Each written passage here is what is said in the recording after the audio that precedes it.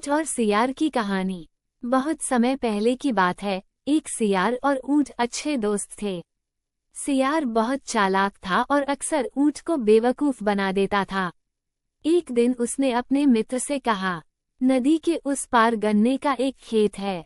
यदि तुम मुझे अपनी पीठ पर बिठाकर नदी पार करोगे तो मैं तुम्हें वह जगह दिखाऊंगा और हम दोनों भरपेट खाना खा सकेंगे।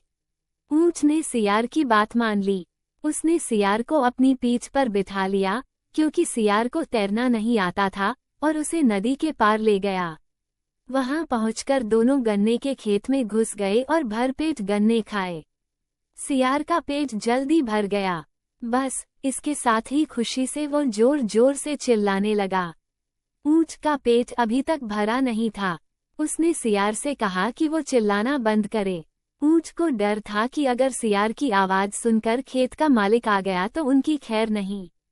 लेकिन सियार ने ऊंट की एक न सुनी। उसने कहा कि भरपेट खाना खाने के बाद चिल्लाना सियारों की आदत होती है।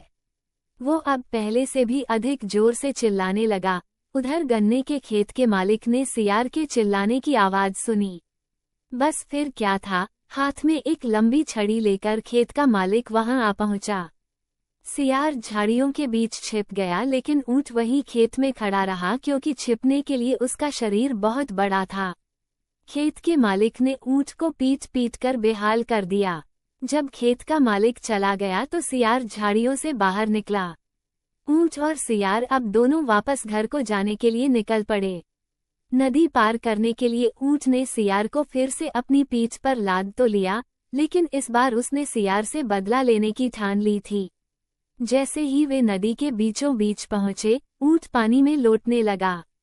ये देखकर सियार घबरा गया और ऊंट से बोला, ये तुम क्या कर रहे हो? क्या तुम्हें नहीं दिख रहा कि मैं डूब रहा हूँ? ऊंट ने उत्तर दिया, मुझे खेद है, लेकिन मैं इसमें कुछ नहीं कर सकता। मैं हमेशा भरपेट खाना खाने के बाद पानी में ऐसे ही लौटता हूँ।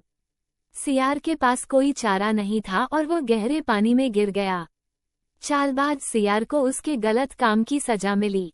ऊंट और सियार की कहानी से यह सीख मिलती है कि किसी के साथ बुरा करने का नतीजा खुद के लिए भी बुरा होता है। जो बोओगे वही काटोगे, यानी आप दूसरों के साथ जैसा व्यवहार करेंगे, वे भी आपके साथ वैसा ही व्यवहार करेंगे। साथ ही यह कहानी सिखाती है कि अगर कोई सिर्फ आपका फायदा उठाता है और तकलीफ में साथ नहीं देता तो बहुत अच्छा बने रहने का कोई फायदा नहीं है।